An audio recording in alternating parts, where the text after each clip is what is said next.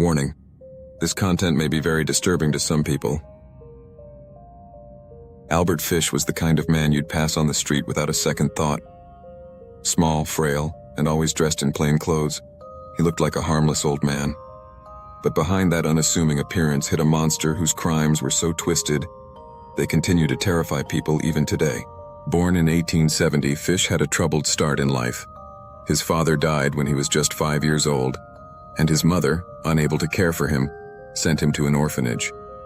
That's where the horrors began. Fish later admitted that he was beaten and abused at the orphanage, but instead of being scared, he grew to enjoy the pain. It was the first sign of the man he would become. As Fish grew older, his dark tendencies only deepened.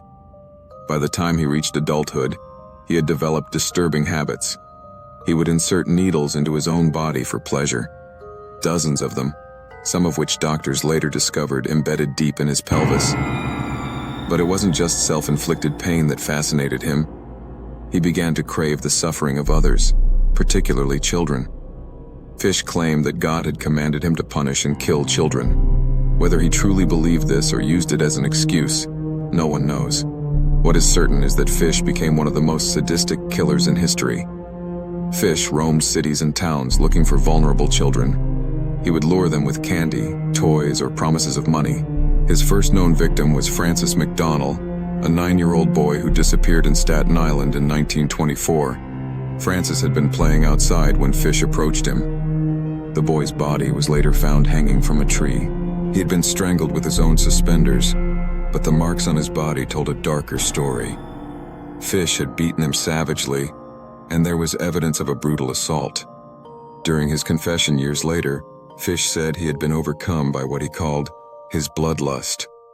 He described the crime in chilling detail, saying he couldn't control himself once he started. Another victim was 4-year-old Billy Gaffney. In 1927, Billy had been playing with a friend in their apartment hallway in Brooklyn when he vanished. When questioned, Billy's friend said, "The boogeyman took him." Fish had lured Billy away to an abandoned house, where he subjected the child to unimaginable torture. Fish later confessed that he tied Billy up, beat him, and used tools to cut strips of flesh from his body while he was still alive. He burned the flesh and consumed it, describing in horrifying detail how he found the boy's organs tender and sweet. The sheer cruelty of this act left even seasoned investigators speechless. But Fish's most infamous crime was the murder of 10-year-old Grace Budd. In 1928, Fish posed as a friendly grandfatherly figure and visited the Budd family. He claimed he was there to offer their son a job, but his true intentions were far darker. Fish quickly turned his attention to Grace, charming her parents into letting her go with him to what he said was a family party. Instead, he took her to an abandoned farmhouse. In a chilling letter he sent to her parents years later, Fish described how he killed Grace. He tied her up and stripped her naked before strangling her to death.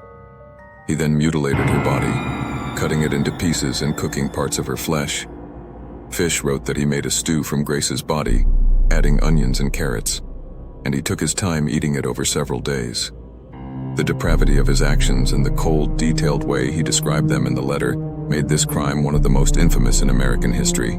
During his trial, Fish admitted to countless other crimes. He claimed to have killed at least 100 children, though investigators could only confirm a handful. He spoke calmly and in horrifying detail about his actions, showing no remorse. He even bragged about the ways he inflicted pain on himself and others. Doctors examined him and found over 24 needles lodged deep in his pelvis, a testament to his self-inflicted torment. Fish's trial shocked the nation. The press called him the Gray Man and the Boogeyman, names that only added to the terror surrounding his story. He was convicted of Grace Budd's murder and sentenced to death. In 1936, Fish was executed in the electric chair. But even in death, he left behind a legacy of horror. Fish's crimes weren't just about murder. They were about the complete destruction of innocence, the kind of evil that seems almost impossible to comprehend. Albert Fish's story is a chilling reminder that monsters don't always look like monsters. Sometimes they look like an ordinary old man walking down the street. And sometimes the scariest part isn't just what they do, but how they hide in plain sight.